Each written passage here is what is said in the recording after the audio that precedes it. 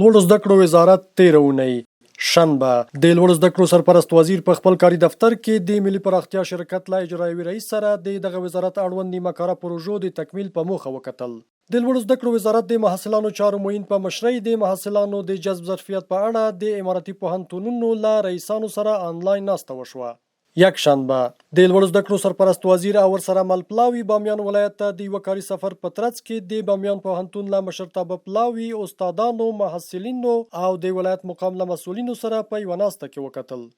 دوشنبه د لوړو زده کړو وزارت مالی او اداري معینیت د انسجام نوبتي ناسته دغه وزارت مالی او اداري معین مولوي حافظ محمد حامد حسیب په مشرۍ ترسره شوه. د خصوصي تحصیلي بنسټونو د ستونزو د حل کمیسیون غونډه د تضمین کیفیت او اعتبار ورکونې رئیس په مشرۍ ترسره شوه. سه شنبه د لوړو زده کړو وزارت د بشري سرچینو ریاست له لوري دغه وزارت نویو شامل شوو کارکونکو لپاره 3 ورځنی روزنیز ورکشاپ په بریالۍ توګه پای ته ورسید. چهارشنبه د لوړو زده کړو وزارت علمي معین ډاکټر لطف الله خیرخوا د یوه پلاوي په چوکاټ کې د روسیې او اسلامي نړۍ په 14 نړیوال اقتصادي کنفرانس کې د ګډون په موخه روسیې ته په رسمي سفر ولاړ. او پنجشنبه همداراز د لوړو زده کړو سرپرست وزیر دغه وزارت د اطلاعاتو نشراتو او عامه اړیکو ریاست له کارونو څخه لیدنه او څارنه وکړه.